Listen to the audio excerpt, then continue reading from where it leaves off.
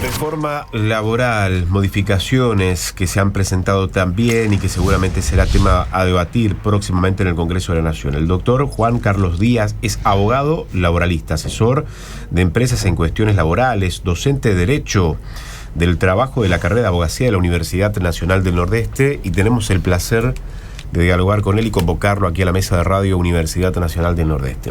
Doctor, ¿cómo le va? Muy buenos días. Está Guadalupe Ortellado aquí con nosotros en Radio Universidad. Francisco Villanueva lo saluda. ¿Cómo está usted? ¿Cómo le va? Hola, buen día, Francisco, Guadalupe. ¿Cómo están? Un gusto conversar con ustedes, como siempre. No, por favor, el placer es nuestro que nos pueda atender y dialogar con nosotros. Bueno, ¿qué se sabe hasta ahora, digo, de este decreto, de las modificaciones, de acuerdo a lo que se venía hablando también ya en relación a una reforma laboral hoy en nuestro país, doctor?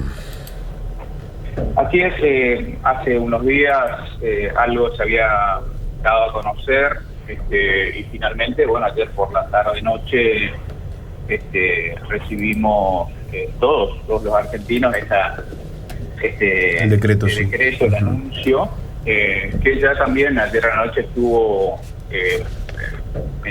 accesible. Sí. Recién esta mañana, tanto yo como ustedes y todos nosotros estuvimos empezando a leer los primeros trazos.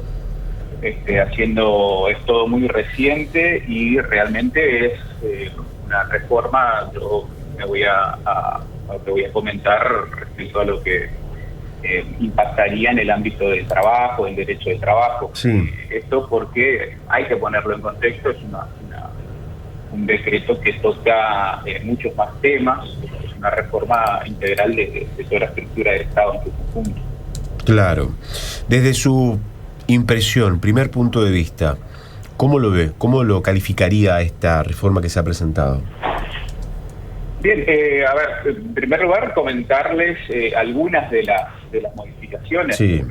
En el ámbito del derecho del trabajo no hay una sola ley, sino que son un conjunto de leyes que juegan y se relacionan. La primera reforma, la primera modificación importante que vemos en el título cuarto de este decreto es la derogación de la ley 24013 y de la 25323. La 24013, los artículos 8 al 17 y otros artículos, creo que son los que contemplaban las sanciones y multas por el trabajo deficientemente registrado o el trabajo con total falta de registración, lo que se conoce como trabajo en negro. Sí. Ese tipo de contratación, cuando una empresa contrata a un trabajador o una trabajadora y no lo registra correctamente, es decir, no lo registra desde el día que empezó a trabajar realmente, o con el salario que realmente percibía, tenía una multa que era el equivalente a un cuarto de las remuneraciones por cada año de trabajo que estuvo con esa irregularidad. Bueno, esto fue derogado. La ley 25323 es una ley que también contemplaba la sanción de estas irregularidades en la medida que el contrato de trabajo ya se encuentre sin vigencia. Lo mismo ha sucedido con el artículo 50 de la ley 26844. No quiero dar muchos números, pero sí. Que este es el artículo del Estatuto de Casas Particulares, que también ya duplicaba la indemnización cuando ese trabajador, esa trabajadora, sabemos que en un 90% son trabajadoras de casas particulares, hay una cuestión de género muy fuerte ahí. Bueno, también se deroga esa duplicación, esa sanción. O sea, no habría consecuencia gravosa en la medida de que ese trabajador no esté bien registrado. O sea, directamente no, bueno, como usted dice, no había consecuencia. O sea, digo, si hay un control en algún ámbito laboral y detecta personas en negro, como así usted lo decía, ¿no? Personas que no están registradas en AFIP, que no hay antecedentes de pago de jubilaciones, de obra social, no tendrán consecuencias graves entonces. Sí. Luego agrega en otra parte que puede hacer el reclamo ante la Secretaría de Trabajo, pero no Marcelo, Guadalupe y toda la gente que nos está escuchando, sí. Una norma está compuesta por distintas partes y una norma que no tiene sanción, esta es incompleta, ¿no? Claro. Una frase muy conocida de un político conocido argentino que dice: echa la ley, echa la trampa. Totalmente. Ahora, lo que hace a, por ejemplo, pasantías laborales o una persona que pueda estar trabajando sin que se registre o que se lo blanquee, para ser más claro, ¿no? ¿Qué periodo, qué plazo queda a partir de ahora? ¿Cómo queda eso? ¿No se sabe todavía o sí? Para que se le registre. Lo que pasa es que se simplifica la modalidad de registración, ¿no? Se tiene por registrado con el simple aviso, lo que se conoce actualmente como el alta temprana de AFIP. Con eso ya está registrado, ¿no? Sí. Pero el tema es que en la medida que no haya sanción, esto seguramente, como le digo, es una norma incompleta. Luego hay otras modificaciones importantes. Otra que veo que está en el artículo 65, capítulo 2 de este decreto, modifica la ley de contrato de trabajo, introduce la posibilidad de, dice, las contrataciones de obras, servicios y todas las reguladas en el Código Civil y Comercial. Es decir, una discusión de hace muchas décadas, muchos años, respecto a la aplicación del derecho laboral, la distinción entre un contrato laboral y un contrato civil. Bueno, acá esta es una modificación que habilita la incorporación de estos tipos de contrato, dejando, es decir, las disposiciones de la ley de contrato de trabajo no se aplicarían a las contrataciones que se hagan por obras o servicios. Las diferencias. Claro, a ver, si yo contrato a una persona, esto es, parte de la discusión era eso, muchas veces se trataba de hacer pasar como un contrato de naturaleza civil, un contrato que en realidad era de dependencia o un contrato de trabajo. ¿Con qué finalidad? Con la finalidad de evitar todas las cargas, todas las obligaciones que para un empleador, una empresa, tiene tener un trabajador en relación de dependencia. Entonces, esta incorporación en inciso D en el artículo 2 de la ley de contrato de trabajo va específicamente a habilitar este tipo de contrataciones ahora. Esto implícitamente modificaría el Código Civil y esto seguramente va a traer discusión en el ámbito del Congreso y de la Corte Suprema con los reclamos que se hagan, porque en principio no podría modificarse un código de fondo como el Código Civil con un decreto de necesidad de urgencia. Claro.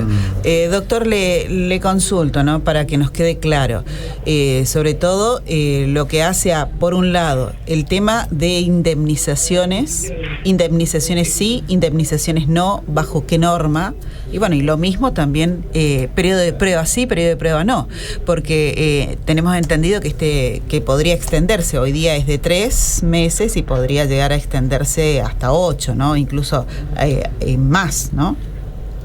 Exacto. A ver, siempre el derecho social, compuesto por el derecho del trabajo y el derecho de la seguridad social,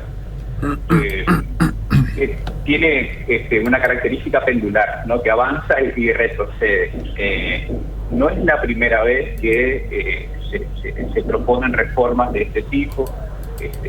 Puntualmente en la pregunta que me hace Guadalupe del periodo de prueba, inicialmente era de 1 mes, después se extendió a 3 meses, en los 90 se trató de llevar a 6, luego se vuelve a 3 meses en el 2004, ahora se propone extender a 8 meses. Por eso digo, es algo que como que se mueve hacia adelante y luego hacia atrás. Claramente es una medida que trae beneficios para las empresas y su mayor extensión trae más beneficios, es decir, más tiempo. Puedo tener 8 meses a una persona trabajando y luego de 8 meses poder despedir, incluso sin causa, sin derecho a indemnización. Claro. Y con respecto a el despido al el despido sin causa. Lo que vi, porque ya les digo, nos levantamos hoy temprano a empezar a leer el decreto, es que mantienen el artículo 245 con algunas modificaciones, pero agregan la posibilidad de que vía convenios colectivos las empresas y los sindicatos acuerden la posibilidad de, que eso también se había mencionado, de optar por una modalidad diferente, que es la del fondo de cese laboral, que es la que tiene actualmente el régimen de obrero de la construcción, pudiendo, si eso eligen las partes, pudiendo suplantar la indemnización por despido del 245 de un mes de sueldo por cada año de servicio por un fondo que se deposita resultado del equivalente al 8% del sueldo por mes en una cuenta específica para ese trabajador. Claro. Bien, bueno, son modificaciones que usted dice que muy de a poco seguramente lo iremos conociendo más en profundidad también en el día a día, ¿no? Y despidos, por ejemplo, que de alguna manera también ya lo podemos venir observando, como por ejemplo el sector de la construcción, que es otro sector bastante sensible, ¿no? Delicado también en lo que hace hoy a mucha fuente laboral, sin lugar a dudas, ¿no, doctor? Sí, bueno, ahí por eso necesariamente nos expandimos y cómo, para entenderlo hay que ver otras cuestiones. La reforma es amplia, por ejemplo, la idea de suspender la obra pública va a impactar fuertemente en ese sector, pero más allá de eso y en la cuestión técnica, es un régimen que justamente es adecuado, si se quiere, para la construcción, porque son los trabajadores golondrinas, se conocen, ¿no? Temporarios, claro. Un periodo de tiempo corto, hasta que finalice la obra, entonces tiene sentido un régimen diferenciado. Si ahora aplicarlo a eso de modo general a trabajadores de comercio, personas que pueden estar muchos años con antigüedad ahí, termina incluso no necesariamente siendo conveniente para la misma empresa, porque con el transcurso del tiempo haciendo ese depósito en ese porcentaje todos los años, no necesariamente habría que hacer los cálculos, no necesariamente va a ser más grande. Pero claramente, a ver, con todo lo que usted hacía mención recién, doctor, el trabajador o trabajadora queda totalmente desamparado o desamparada. Digo, por ejemplo, ante esta cuestión del trabajo en negro, ¿no? ¿Cuánto tiempo de esperar para poder estar regularizado o regularizar en el ámbito laboral? Y, a ver, claramente el decreto elimina muchos artículos, leyes enteras y artículos de leyes laborales que están hechas pareciera con un bisturí, ¿no? Están hechas a medida y es difícil encontrar una medida que tenga como destino el mejoramiento de alguna condición de trabajo por parte de la persona que es la que le toca prestar servicio, el trabajador o el trabajador. Eso es claro. Claro, pero beneficia al empresariado, sin lugar a dudas. Claro, sí. Con esta medida. El fundamento, de nuevo, no es nuevo. Cada vez que las medidas que se toman son de este estilo, el fundamento que está detrás es que es para desregular y que haya más inversión y que esto va a crear trabajo. Esto a mí me hace acordar varias cosas. Por un lado, cuando yo les puedo preguntar a ustedes o todos nos podemos hacer esta pregunta, estas medidas, ¿qué efectos realmente pueden crear más trabajo o pueden mejorar en algún sentido? No lo sabemos, tendríamos que hacer, el tiempo lo dirá, podríamos decir, ¿no? Que nos podemos adivinar qué va a pasar. Lo que sí tenemos son antecedentes, es decir, hay un premio Nobel de la Paz, Adolfo Pérez Esquivel, que nos decía: cuando no sabes a dónde vas, detente y mira hacia atrás para ver de dónde vienes. De dónde vienes, claro. Recuerda, bueno, nosotros tenemos en el 75, en los años 90,